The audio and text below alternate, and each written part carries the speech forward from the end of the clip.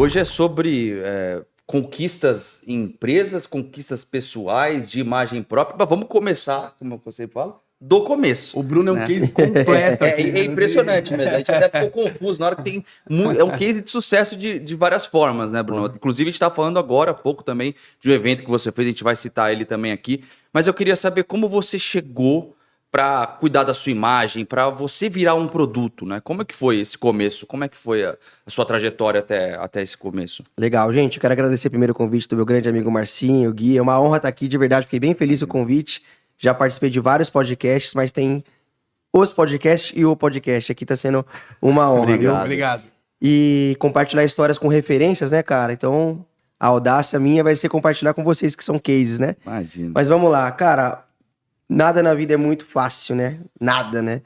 E hoje eu costumo comentar que é muito legal ver o Bruno fazendo evento, ver o Bruno andando de áudio e tal. 4 anos atrás, exatamente 4 anos atrás, eu fazia entrega de bicicleta. Inclusive tá registrado no Instagram tudo isso, porque foi a época da pandemia, estourou a pandemia, e aí eu voltei a morar com a minha mãe, e o que tinha pra fazer era isso. Você não perguntou como comecei? Foi aí que eu falei, pô, o Instagram tem alguma força. Entrega de bicicleta. E porque na minha vida, assim, eu sempre fui inconformado. Acho que é o bichinho que pica do inconformismo na pessoa é empreendedor, né, cara? Eu nunca achei muito sentido no sistema de você entrar no horário X, sair no horário Y, e falar, tá, e aí? A vida é só isso, eu não vou ter aquela paixão de desenvolver alguma coisa. Eu sempre fui muito criativo, eu sou músico desde os 9 anos, né? Já trabalhei em inúmeras áreas, então empreender sempre foi uma veia muito forte em mim, né?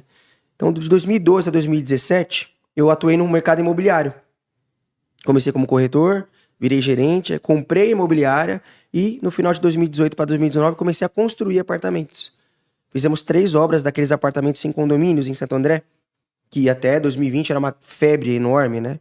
Que foi onde eu falei, caraca, meu, se trabalhar mesmo dá certo, né? Eu falei, porra, porque eu vim de realmente uma família bem humilde, assim, morei aqui até 95 nesse morro da favela de São Pedro, aqui depois que eu fui pra São Caetano, morar com meus avós, então eu olhava pra essa realidade e falava, pô, não quero, preciso fazer algo diferente. Meus pais eram cabeleireiros, me forçaram a fazer curso de cabeleireiro, não gostei, pô, isso eu não consigo escalar, né? Não via muito sentido. E muito menos na música, assim, né? Porque, embora eu trabalhava no mercado imobiliário, eu tive uma carreira na música. Depois, se vocês quiserem pesquisar aí, Banda Mesh, foi uma banda que tem uma carreira muito grande. Tivemos Rick Bonadio, vários empresários, e mesmo sendo músico, eu sempre trabalhei. Você sempre trabalhei, mano. Os músicos ficavam pé da vida comigo. Inclusive, foi muito legal tocar no meu festival aí. Enfim, voltando. Bom, nesse período da imobiliária foi onde a banda deu mais sucesso, vamos colocar assim. A gente tava sem empresário no underground, veio um empresário, contratou a gente fez uma turnê no Nordeste muito grande, tá tudo na internet pra vocês verem aí. E foi nesse período que eu deixei essa imobiliária na mão de um outro sócio e começou aquela coisa de gestão financeira errada. Uhum. Vamos colocar com essas palavras.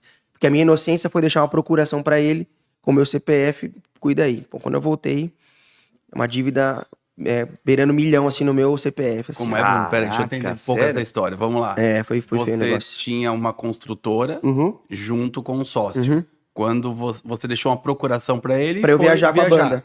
Quando você voltou, a empresa já tava com problemas. Muito sérios. E no meu CPF, os empréstimos eram feitos no meu nome. E até a primeira obra ali, são 16 apartamentos, uma obra grande, né? Tava indo tudo bem. Acho que, não sei se cresceu o olho, enfim, não vou entrar no mérito da pessoa, mas ele aproveitou do meu bom crédito e me enfiou até aqui. E aí eu consegui me desvincular dessa empresa quase que a custa 100% da minha saúde emocional. Entrei numa depressão profundíssima. A gente tá falando de que ano aí? Isso foi 2019. 19. Muito séria. Já morava sozinho já há uns 7 anos. Essa tatuagem do meu cachorrinho, porque até ele foi embora nessa época, porque eu perdi tudo. Todos os meus instrumentos tive que vender, carro, apartamento que eu tinha, tive que vender tudo. E mesmo assim ficou uma dívida muito grande no meu nome.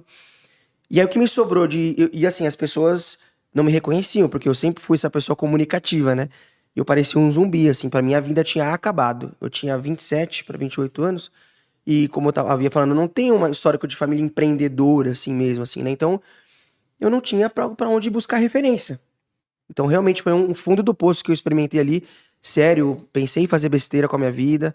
Graças a Deus eu tive o mínimo de inteligência emocional para procurar uma terapia, da qual eu faço até hoje. Um beijo, Importante, Rafa. né? Um Importante. grande amigo que se tornou meu terapeuta. Me livrei dos remédios, foi mais que eu tive que medicar, foi bem sério. O que me sobrou de energia, de um pouquinho de dinheiro que o banco não tomou, eu peguei, vou fazer um intercâmbio pra Austrália. Gente, isso não existia dicas no ABC, não existia nada. Esquece. Foi em 2019, nem existia pandemia. Beleza, eu comprei esse intercâmbio pra Austrália. 2019 para 2020. Vamos fazer uma despedida pro Bruno. Sempre tive muitos amigos, mais de 100 pessoas em casa. Isso já foi virando 2020, né? Março de 2020. Ou seja, não existia a pandemia ainda. Tava começando a especular. Começando a especular, mas ninguém sabia. Ou seja, mais de 100 pessoas em casa. Tem tudo isso nos vídeos aqui, né, guardado. Meu pai era vivo ainda. Então, foi aquela festa, aquela coisa. E como eu tava muito quebrado, voltei a morar com a minha mãe, né? Pra poder viajar. Eu fechei por fora. Então, só a escola, que chamava... Esqueci o nome da escola em inglês, na Austrália, eu consegui fechar pela agência. Então, a passagem eu comprei por fora, eu peguei um quarto no Facebook, numa pessoa que eu conheci num grupo lá, pra economizar cada tintim, porque geralmente o pessoal fecha tudo pela escola e a escola tem suas comissões, né? 22 pessoas na minha turma. As 21 embarcaram, porque era no dia 18 de março de 2020, que era o dia da minha despedida. O meu voo era no dia seguinte, dia 19. Fiz minha despedida, eu indo pro aeroporto, vem e-mail do consulado. Não venha, você será deportado, estourou uma pandemia. Uau. Eu fui o único que não embarcou. Você não Você chegou não a embarcar. embarcou. As 21 pessoas da minha turma foram. Estão lá até hoje. Eu fui impedido de entrar. Eu recebi um e-mail do consulado, cara. Caramba. Mas não foi à toa. Não foi à toa. Não, Eu nada falei, é por caraca, acaso, o que, né? que eu vou fazer da minha vida? E aí, isso 19. Isso já era março de 2020. Março de 2020, começou a pandemia, e aí você começou a fazer o quê nesse momento da pandemia? Você acredita que me deu uma paz enorme, cara? Porque eu falei assim, bom, dá pra piorar, então não tava no fundo do poço. Então eu vou aceitar, não vou ficar me entregando. Mas aí não tinha dicas ainda, né, Bruno? Não tinha ainda nada. não tinha nada. Não tinha... O Bruno tava se reconstruindo, acho que nem o Bruno tinha mais. Não tinha Bruno. Não. E nessa época eu estudei filosofia, me formei em 2 anos no curso História da Filosofia. Isso me deu um centro, cara. Quando eu estudei estoicismo também e tal. Fui um dos alunos de destaque do curso, foi muito legal, tem tudo isso no meu Instagram também. E aí isso me deu um start do tipo assim, eu preciso me reinventar. E minha mãe, voltei a morar com a minha mãe depois de mais de 10 anos. Além de cabeleireira, ela é ciclista amadora, mas ela anda praticamente igual profissional, daqui pra Aparecida, essas loucuras. Caraca. E ela começou, cabeleireira, adivinha? Cabeleireira no salão, na sala de casa. One by one, um por um. Esse é o cabeleireiro dela, né? Então, assim, imagina, a pandemia fechou, ninguém quis ir mais. Morando de aluguel, aquela coisa toda. Eu em casa, quase 30 anos. Falei, meu Deus, que vergonha, preciso fazer alguma coisa. Aí ela se cadastrou na Uber Eats, na iFood, entregando bicicleta. Eu não aceitei, fiquei com vergonha, cara. Falei, não vou aceitar isso. Criei um Instagram pra ela. Minha mãe chama Fernanda. Aí eu criei Fernanda com delivery. Felivery, e minha mãe é cabeleireira, tem o cabelo rosa. Felivery Pink. Você é advogado? O cara é do marketing. Vendedor. Você é advogado? Eu pego o teu processo, eu levo no fórum. Ou busco. Você é médico? Busco o exame dos teus pacientes. Quer fazer a compra da semana? Eu até fiz. A semana da lista a gente fazia. Eu fiz até o slogan. Precisou, chama a Fê. E aí a gente começou a fazer entrega de bicicleta. Olha, cara, fico até arrepiado de lembrar. Porra, mas é legal demais. Começou a fazer entrega de bicicleta e isso que botou o pão na nossa mesa em 2020. Não tinha outra fonte de renda. Zero. Só que ao invés de pagar taxa para andar 30 km e receber R$10, era tudo no nosso bolso. Então você mandava a lista pra gente de compras, a gente chegava no mercado, eu e minha mãe de bicicleta, com a mochila do iFood que ela tinha comprado. Só que eu fiz a arte, a gente colocou no lugar do iFood o loginho dela que eu fiz. Fazia chamada de vídeo com as clientes. Ó, você pediu a pipoca X, mas tem a YZ, tá mais barata, você quer? Eu ia colocando no carrinho pra pessoa. Já E começou a gente prestar marca. serviço também. Prestar serviço. Isso começou a gerar... Foi um ano que botou o pão na nossa mesa. Eu falei, caraca, tem mercado no Instagram. Dá pra ganhar dinheiro. A gente conseguiu movimentar tanto isso que o Diário do Grande ABC ficou sabendo, fez uma matéria. Tá até hoje no link da bio dela, Felivery Pink. Cabeleireira se reinventa na pandemia. Legal. E a jornalista que fez a matéria, 1 ano depois, cravadinho, me entregou o prêmio de melhor influencer da região. Sem saber. imaginar. Isso. Sem imaginar. A mesma pessoa. Já pelo dicas aí. Já pelo dicas. Né, pelo- Aí, beleza. Quando eu comecei a criar essa questão do Felivery Pink, que eu falei que foi o começo, né? Aham. Voltando lá de trás. Falei, tá bom, preciso fazer alguma coisa pra mim. E eu sempre gostei muito de sair pra comer e tal, mas nunca pensei essa questão de dar dicas pra lugares. E não existia isso, principalmente no ABC. Só que minha formação é marketing. Na época dos imóveis, além de atender os clientes, mesmo eu sendo dono, eu atendi alguns clientes. Eu que fazia as campanhas de tráfego, fazia as artes, cuidava dessa parte. Falei, meu, se tem um segmento que tá precisando de mim, é a gastronomia, porque ninguém quer saber. Aí eu voltei a estudar tráfego, falei, cara, os caras estão precisando aumentar a venda de delivery. Aí eu criei a minha Eugência, chamada Chef Marketing. Eugência. Eugência, boa. Era uma empresa enorme. Eu no meu quarto da minha mãe. Fazia várias vozes também? Não, a Roberta era meu financeiro. Só botava peruca. Respondia o e-mail lá, era meu financeiro. Fazia Verdade. várias vozes. Tem gente que faz isso mesmo, cara. Legal. E olha só que interessante. Eu já fui pouco ousado.